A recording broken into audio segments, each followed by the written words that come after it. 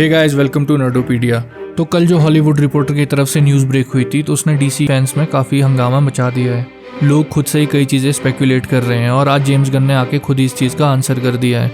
तो ट्विटर पे आंसर करते हुए जेम्स गन ने ये चीज़ बोली है कि हॉलीवुड रिपोर्टर के थ्रू जो कल न्यूज़ आई थी उसमें कुछ चीज़ें सही है, कुछ चीज़ें आधी सही और आधी गलत हैं, और कुछ चीज़ें टोटली गलत हैं, और कुछ ऐसी भी चीज़ें जिन पे उन्होंने भी डिसाइड नहीं किया कि वो सही है या गलत है। मतलब वो एक पर्टिकुलर पाथ ले या ना ले वो भी डिसाइड करना भी बाकी है, जिसको वो कुछ दिनों में डिसाइड करने वाले हैं। और उन्हीं रिपोर्ट्स के अकॉर्डिंग नेक्स्ट वीक तक जेम्स गन और पीटर साफ्रान डेविड ज़ैस्लॉफ को अपनी रिपोर्ट दे देंगे कि वो क्या चाहते हैं और क्या नहीं चाहते हैं। तो रिपोर्ट्स के अकॉर्डिंग कई चीज़ें कैंसिल हो रही है। तो स्टार्ट करते हैं वंडर वुमन की न्यूज़ से। तो यार उन रिपोर्ट्स के अकॉर्डिंग वंडर वुमन 1984 का सीक्वल शेल्फ हो गया है। जेम्स गन ने उस पर लॉक लगा दिया है। तो आई थिंक ये ट्रू भी हो सकता है, क्योंकि जो लास्ट टाइम वंडर वुमन 1984 आई थी वो काफ़ी अंडरवेलमिंग थी। प्रोडक्ट ने अपने पोटेंशियल को रीच नहीं किया है। बट यहाँ सोचने वाली बात यह है कि गैल गैडोट ने 1-2 दिन पहले ही एक चीज़ पोस्ट की थी कि वो कितनी एक्साइटेड और थैंकफुल है वंडर वुमन का रोल प्ले करने के लिए। और अब ऐसा होने के चांसेस तो बहुत ही कम है कि जिस दिन न्यूज़ ब्रेक हुई उसी दिन उन्होंने डिसीजन लिया होगा इन सब मूवीज़ को कैंसिल करने का। तो मे बी इस चीज़ पे डिसीजन कुछ दिनों पहले लिया हो और मे बी वंडर वुमन को एक नए पाथ पे ले जा रहे हो, एक सॉफ्ट रिबूट टाइप का दे रहे हो, क्योंकि नहीं तो गैल गैडोट ऐसी न्यूज़ मिलने के बाद ऐसी चीज़ तो पोस्ट नहीं करती। तो आई थिंक एक सॉफ्ट रिबूट की पॉसिबिलिटी है। और अब बात करते हैं सुपरमैन की। जब से हेनरी कैविल वापस आए थे, उनका ब्लैक एडम में कैमियो था, तो लोग स्पेकुलेट कर रहे थे कि मैन ऑफ स्टील 2 का पार्ट अब आ सकता है, और ऐसे हैवी रूमर्स भी आ रहे थे कि काम शुरू होने ही वाला है मैन ऑफ स्टील 2 के लिए। बट कल की रिपोर्ट ने ये सारे रूमर्स स्लैश कर दिए हैं। तो उनके अकॉर्डिंग मैन ऑफ स्टील 2 अब नहीं बनेगी।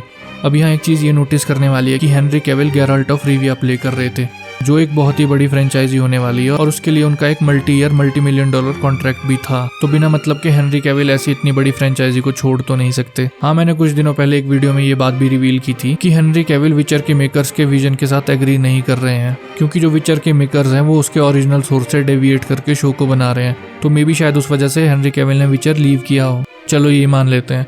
बट इसके बाद हेनरी कैविल ने ये भी पोस्ट किया था और एक वीडियो भी बनाई थी कि वो रिटर्न कर रहे हैं एज सुपरमैन। तो यार हेनरी कैविल जैसा इतने बड़े स्टेटस का एक्टर अपना कटवाने के लिए तो ऐसे मैसेजेस और वीडियोस पोस्ट नहीं करेगा।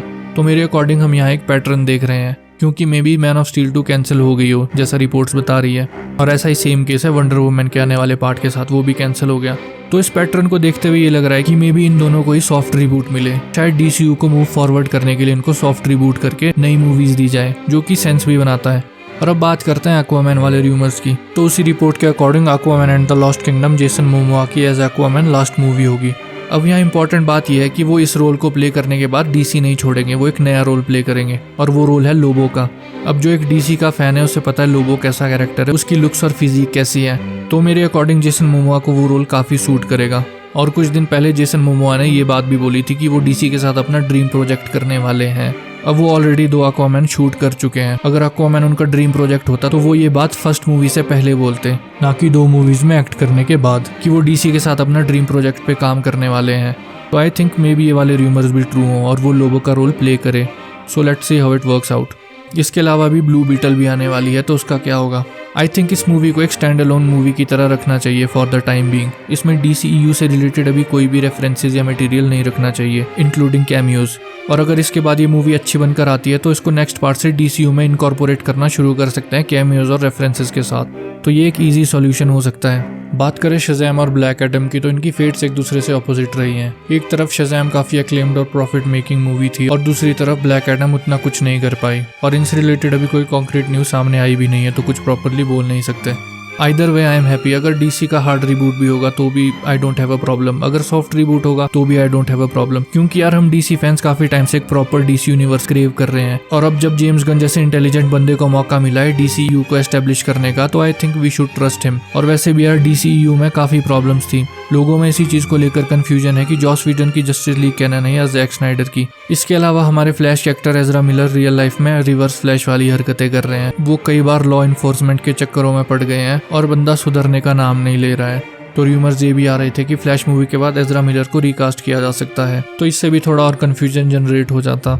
इसके अलावा डीसी में बैटमैन के भी कई वेरिएंट्स हैं, Michael Keaton, Ben Affleck, Robert Pattinson. Although हमको ये चीज़ पता है कि रॉबर्ट पैटिंसन का बैटमैन एक टोटली डिफरेंट चीज़ है, वो एक अलग एंटिटी है और उसके साथ वैसे भी छेड़छाड़ नहीं होगी।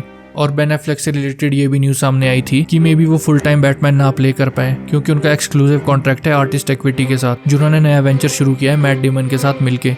तो ये सारी चीजें डिफिकल्टीज पैदा कर रही थी DCU के लिए, और इन सब चीज़ों के चलते एक प्रॉपर DC यूनिवर्स बनाना एक बहुत ही डिफिकल्ट जॉब है। तो I think we should trust James Gunn, he will get the job done. और अगर पीटर साफरान और जेम्स गन मिलके हमें एक अच्छा DC यूनिवर्स बना के देते हैं तो इससे अच्छी क्या चीज़ हो सकती है।